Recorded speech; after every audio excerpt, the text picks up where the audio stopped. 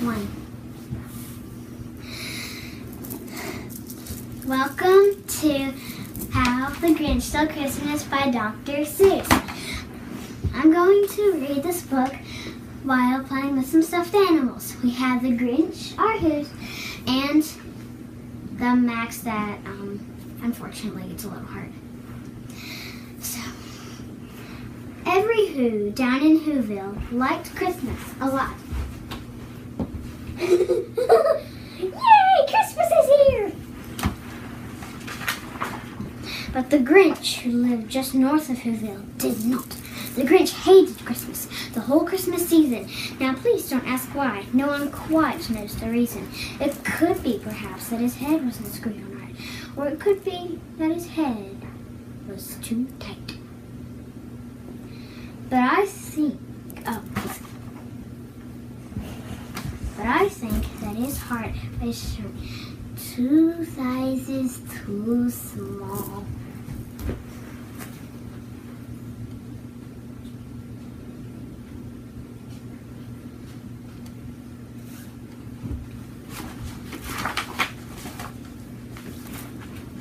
But whatever the reason, his heart or his shoes, he stood there on Christmas Eve, hating the Who's.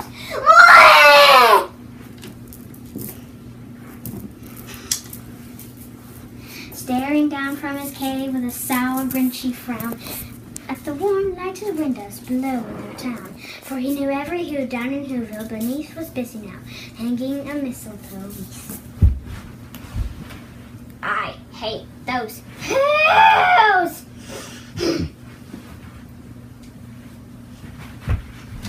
And they're hanging their stockings, he snarled with a sneer. Tomorrow is Christmas. It's practically here. Then he growled with his Grinch fingers nervously drumming. I must find some way to stop Christmas from coming. For tomorrow afternoon, all the Who girls and boys would wake bright and early. They'd rush for their toys, and then the noise, noise. That's the one thing he hated, the noise.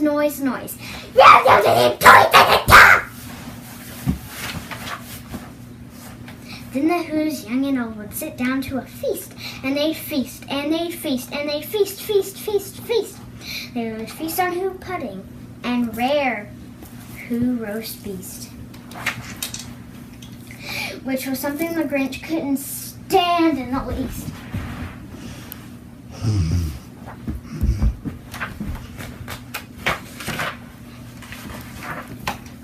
And then they did something he liked the least of all. Every Who down in Whoville, the tall and the small, would stand close together with the Who bells ringing. They'd stand hand in hand, and the Who's would start singing. It isn't the least. This is terrible. Da da da da da da da da da da da.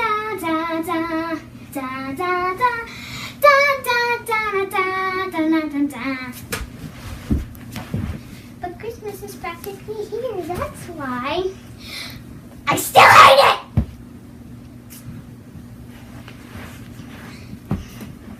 And they'd sing, and they'd sing, and they'd sing.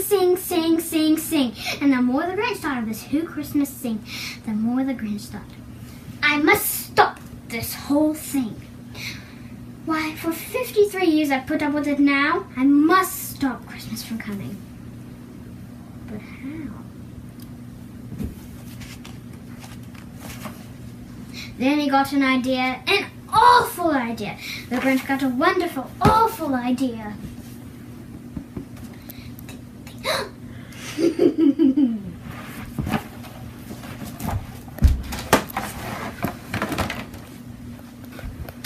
I think the Grinch has an awful idea.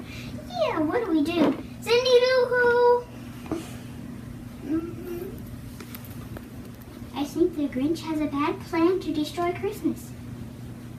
Okay, it's terrible. What do we do?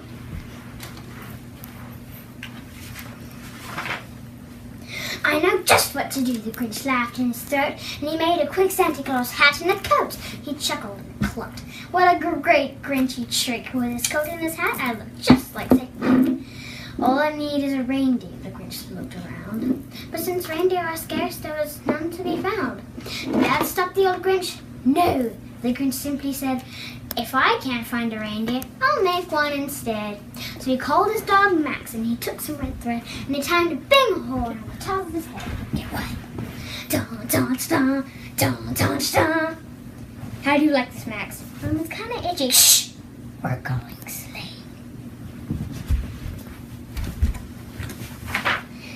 Then he loaded some bags and some old empty sacks on a ramshackle sleigh, and he hitched up old Max. Why me? Then the Grinch said, "Giddy up!" And the sleigh started down towards the homes where the Who's lay smooth in their town.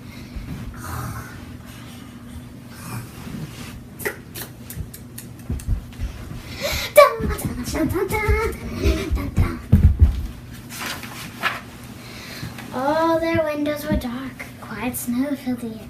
All the Who's were dreaming sweet dreams without care. Wait, is this right?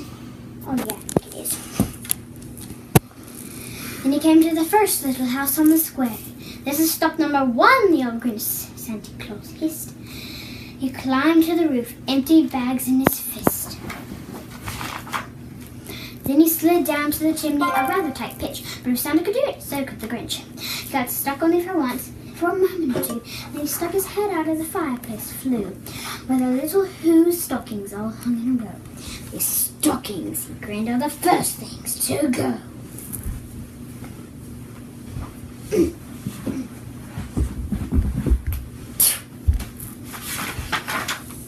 Then he slid down the chimney. Okay, this is bad. Then he slithered and slunk with a smile around the whole room. He took every present. Pop guns and bicycles, roller skates, drums, checkerboards, tricycles, popcorn and plums. He stuffed them into bags, and the Grinch very nimbly stuffed all the bags one by one up the chimney. Then he slunk to the icebox. He took the Who's feast, and he took the Who pudding. He took the roast beef. He cleaned out that icebox as quick as a flash. Why, that Grinch even took their last can of Who hash. This tastes good.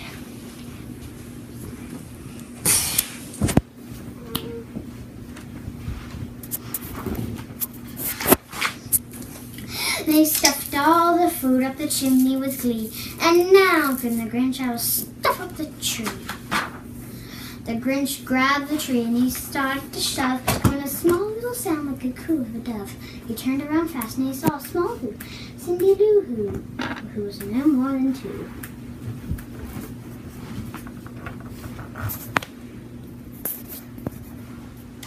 The Grinch had been caught by this tiny Who daughter who got out of bed for a cup of cold water.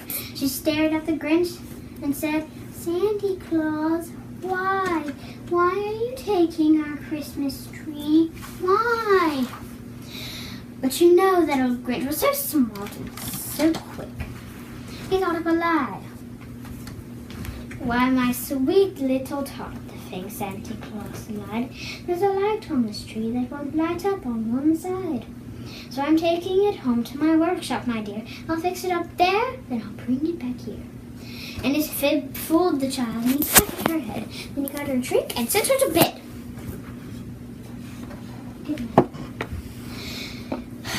And then when Cindy Lou Who went to bed with her cup, he went up the chimney and stuffed up the tree. And then the last thing he took was the log for the fire. He went up the chimney himself, the old liar. On the walls he left nothing but hooks and some wire. Then the one speck of food in their house was a crumb, even too small for a mouse.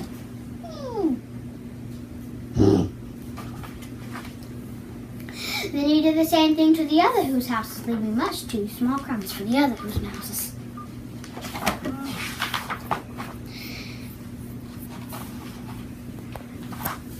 It was dawn. All the Who's still in bed, all the Who's still snooze.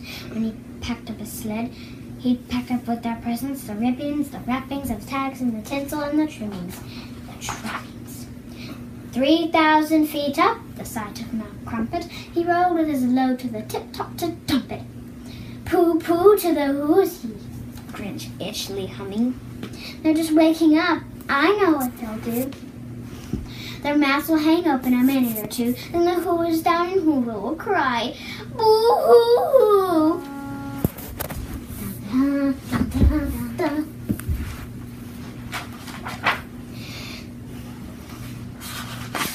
That's a noise, cried the Grinch, that I simply must hear. So he paused. The Grinch put his hand to his ear, and he did hear a sound rising over the snow. It soft and low, and it started to grow.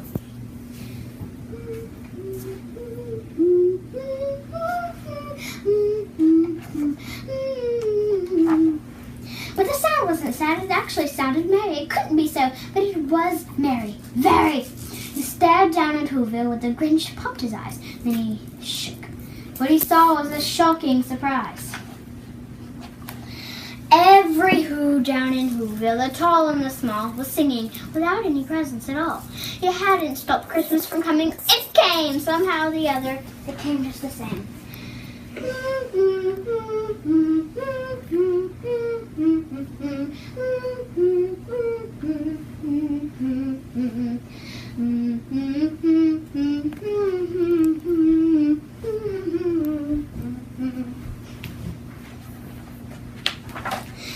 And the Grinch, with his feet ice cold in the snow, stood puzzling. How could it be so? It came without ribbons. It came without tags. It came without packages, boxes, or bags. He puzzled 3 hours till his puzzler was sore. Then the Grinch thought of something he hadn't before. Maybe Christmas, he thought, doesn't come from a store. Maybe Christmas perhaps means a little bit more.